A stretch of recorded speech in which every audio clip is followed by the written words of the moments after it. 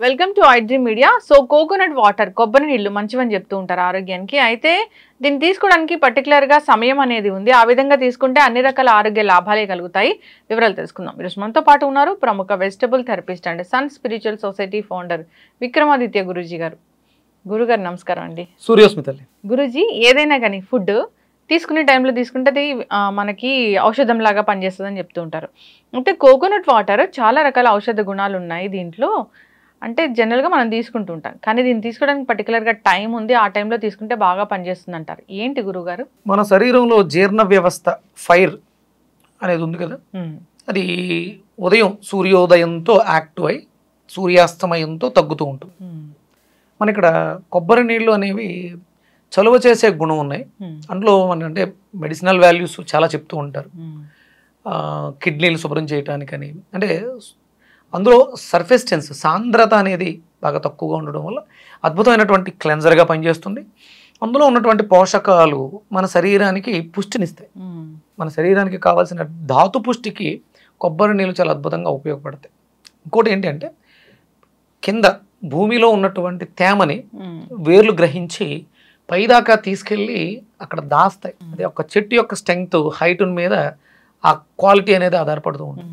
అంటే ఎంత పొడుగ్గా ఉండి ఎంత ఎక్కువ వెళ్తే కింద నుంచి వెళ్ళాలి వాటర్, ఎంత ట్రావెల్ చేస్తుంది, ఎక్కడి నుంచి, అంటే ఆ వాటర్ ఎక్కడి నుంచి తెచ్చింది, అది భూమిలోంచి 10 feet ఉంది అంటే 10 అడుగులు అది కిందకి వెళ్ళి తన వేరుల ద్వారా చుక్క పట్టుకుని వెళ్ళి దాంట్లో దాచింది. అందుకని కొబ్బరి అత్యంత శ్రేష్టమైంది. ఎందుకు అంటే అందుకు అంత శక్తి కలిగింది. అంటే ఇప్పుడు మన వాళ్ళు ఏం చేస్తున్నారంటే వాటిని చాలా చిన్న చిన్న చెట్లు లాగా అవేవో మాడిఫికేషన్ చేసి కిందకి కాసేలా చేస్తారు. దానివల్ల మనం సహజత్వాన్ని కోల్పోతాం. అలా చేయకూడదు. సహజంగా కొబ్బరి చెట్టు అంటేనే హైట్ వెళ్తుంది, పైకి వెళ్ళిన తర్వాత అద్భుతం. ఎంత ఎక్కువ హైట్లో ఉండి అంత కాయ కాస్తే ఆ నీళ్లు తాగడం ద్వారా లేకపోతే ఆ కొబ్బరి తినడం ద్వారా సహజంగా ప్రకృతిలో అత్యంత శక్తివంతమైనటువంటి పదార్థం. అంటే మనకి భగవంతుడికి నివేదన చేయడానికి మలినం కానిది ఏదైనా ఉంది అంటే కొబ్బరినే సూచిస్తారు. ఇప్పుడు ఆ నీళ్లు ఇప్పుడు మనం తీసుకుంటున్న ఔషధంగా కొద్ది రోజులు వదిలేస్తే కొబ్బరిగా ఫామ్ అవుతుంది. ఆ కొబ్బరిలోంచి మనం కొబ్బరి నూనె శ్రేయోదాయకం, శ్రేయస్సు మనం ఇంటేక్ కూడా తీసుకుంటాం. అంత శక్తివంతమైంది కొబ్బరి. నీటిగా ఉన్నప్పుడు ప్రజ్వలిస్తున్నటువంటి వేడిని, ఉష్ణాన్ని శమింపచేస్తూ శరీరానికి దోహదం చేస్తూ ఉండాలి. అందుకని ఫైర్ పెరిగే కొద్దీ కొబ్బరి నీళ్ళు ఇవ్వకూడదు. అంటే ఎట్లా గురువు? అంటే మన శరీరంలో ఉష్ణం పెరుగుతుంది, పెరగడానికి ముందు ఇచ్చేస్తే క్లీనర్గా ఉపయోగపడుతుంది. పెరుగుతున్నప్పుడు ఇస్తే ఆ మంటను ఆర్పేసినట్టు. అందుకని మనం మ్యాక్సిమం ఉదయం 9 లోపు తాగగలగాలి.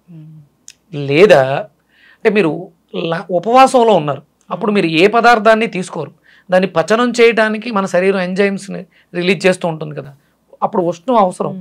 తింటే మీరేమీ తినట్లేదు, ఉపవాసంలో ఉన్నారు, మీకు ఎనర్జీ కావాలి. అందుకని ఏంటి, ఏదైనా పదార్థం తిన్న తర్వాత కొబ్బరి నీళ్ళు తాగకూడదు, తినడానికి ముందు కొబ్బరి నీళ్ళు తాగకూడదు.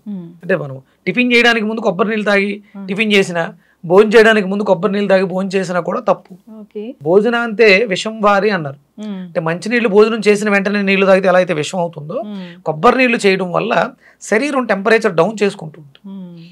డౌన్ అయింది, మీరు ఆహారం వేశారు, ఇది అరగడానికి టైం ఎక్కువ పట్టేస్తుంది. ఆ టైం ఎక్కువ పట్టడం వల్ల అనారోగ్యాలు వచ్చే అవకాశం ఉంది. సూర్యోదయానికి పూర్వం అంటే మనం సూర్యోదయం అయిన తర్వాత ఒక 45 నిమిషాలు, అంటే మనం 6-6:30 చూసుకుంటే ఒక 7 గంటలు 7:30 లోపు కొబ్బరి నీళ్ళు చాలా విశేషంగా ఫలితాన్ని ఇస్తాయి. లేదు మీరు ఉపవాసం ఉన్న రోజు, అంటే ఇంకా ఏమి పదార్థం ఏమి తినరు అన్న రోజు, ఆ రోజు అంతా కూడా మధ్యాహ్నం వరకు కూడా కొబ్బరి నీళ్ళు తీసుకోవచ్చు. మళ్ళీ సాయంత్రం సమయాల్లో కొబ్బరి నీళ్ళు తాగకూడదు. ఇది ప్రధానం. కొబ్బరి నీళ్ళు ఔషధాలు ఉన్నాయి, ఆ ఔషధాలను ఎలా వాడుకోవాలో తెలియాలి. ఆహారం తిన్న వెంటనే కొబ్బరి నీళ్ళు తాగడం తప్పు, ఆహారానికి ముందు కూడా కొబ్బరి నీళ్ళు తాగడం తప్పు. ఎంటీ స్టమక్ తాగడం వల్ల అద్భుతంగా, అంటే కేవలం మనం తీసుకునే సమయాలను బట్టి ఫిల్టరేషన్ అనేది ఉంటుంది. ఆహారంతో కలిపి తీసుకుంటే అవి పోషకాలు మారిపోతుంటాయి, విలువలు. అంటే దీని గుణం వేరు, మనం తీసుకున్న ఆహారం యొక్క గుణం వేరు. ఆ గుణగణాలకు తగ్గట్టుగా మనం మిక్స్ చేయడం అనేది అవసరం. ప్రతిరోజు తీసుకోవచ్చు, దీన్ని తీసుకోవచ్చు. ఉదయమే తీసుకోవాలి. అది కూడా 7:30-8 గంటల లోపు తీసుకోవాలి. ఇక తర్వాత మనం అల్పాహారం టిఫిన్లు చేసి అలవాటు అయి ఉంది కాబట్టి ఇక తర్వాత తీసుకోవడం వల్ల పెద్ద ఉపయోగం ఉండకపోగా చిన్న చిన్న ఇబ్బందులు వచ్చే అవకాశం. చాలా స్వీట్ గా ఉన్న కొబ్బరి నీళ్ళు ఇవ్వండి అని, అది మంచిదా? లేదంటే జనరల్ గా అసలు దాని టేస్ట్ అనేది ఏంటి గురుగారు ఎగ్జాక్ట్ అంటే? అంటే మనకు కొంచెం ఉప్పగా ఉంటాయమ్మా, పాకుడు కడుతూ ఉంటాయి, అవి మంచివి. ఇక వెళ్ళే కొలిది అది కొబ్బరిగా మారుతూ ఉంటుంది.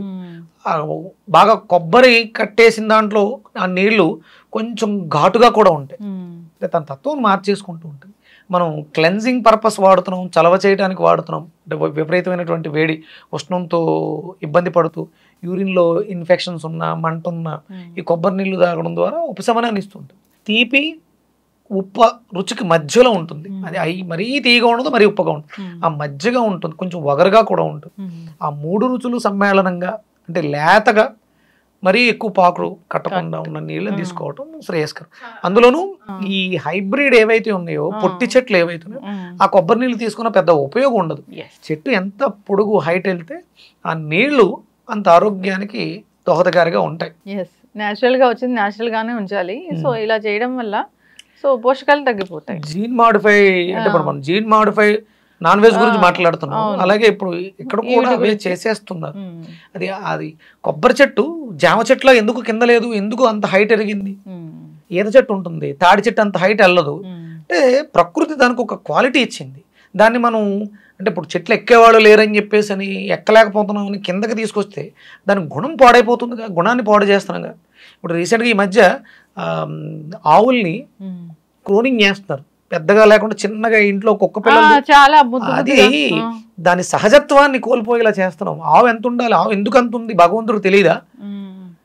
అంటే సృష్టికి ప్రతి సృష్టి చేస్తున్నాం. అంటే చేసిందా గురువు గారు? అది మాడిఫై చేసిందే, అది తప్పు కదా.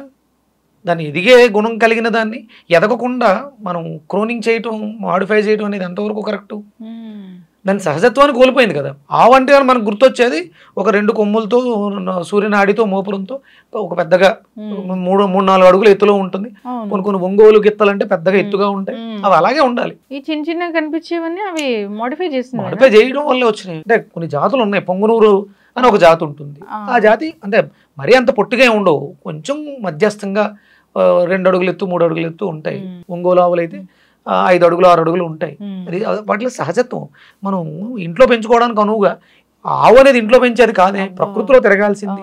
అది ఎన్నో పోషకాహారమైనటువంటి పదార్థాలు తిని. ఈ మధ్య నేను చాలా వీడియోస్ కూడా చూసాను, చిన్న చిన్న బెడ్ల మీద ఇంట్లో బెడ్రూమ్ లో. అంటే ఆవు మీద ప్రేమతో ఇవన్నీ చేసేస్తున్నాం.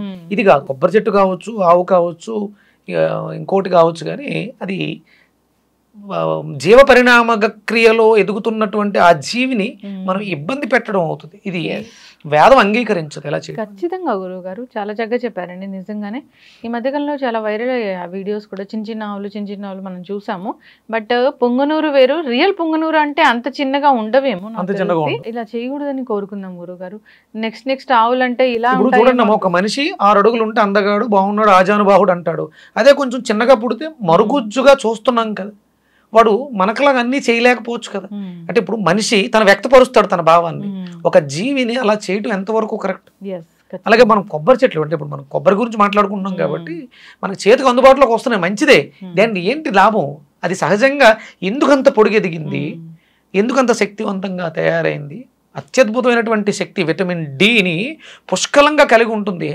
అంత ఎత్తు ఎదిగినటువంటి కొబ్బరి చెట్టు నుంచి దింపిన కొబ్బరి కాయలోంచి వచ్చేటువంటి వాటర్ కానీ కొబ్బరి కానీ బాగా ఎల్లో కొబ్బరికాయలు అండ్ కనిపిస్తూ ఉంటాయి కదా, ఏది బెస్ట్ అంటే ఇప్పుడు ప్రాంతీయతను బట్టి ఉండాలమ్మా. బెంగళూరులో అవి అక్కడ తయారవుతాయి ఎల్లోగా, కేరళలో ఒకలా తయారవుతాయి.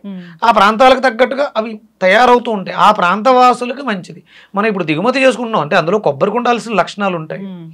మనకి మన ప్రాంతంలో మన చుట్టుపక్కల ఆకుపచ్చ రంగు కొబ్బరి బొండాలు మంచిది. కొబ్బరి నీళ్ళు ఏ టైంలో తీసుకోవాలని చాలా మంది కన్ఫ్యూజన్ ఉంటుంది. సరైన పోషకాలు పరిస్థితుల్లోనూ ఎలాంటి పరిస్థితుల్లోనూ ఈవినింగ్ సాయంత్రం అస్సలు తీసుకోకూడదు. చలవ చేసేవేవి కూడా ఔషధ గుణాలు అందాలన్నా, అది సరైన పోషకాలు మనకి అందాలన్నా కానీ దానికి పర్టికులర్గా టైం ఉంది, ఆ టైంలోనే మాత్రం తీసుకోవాలి. సో అంతేకాదు బాగా చిన్నగా ఉన్న చెట్ల నుంచి తీసిన కొబ్బరి నీళ్ళు తీసుకోకపోవడమే మంచిది. చక్కటి ఇన్ఫర్మేషన్ గురువు గారు, ధన్యవాదాలు. సూర్యస్మిత.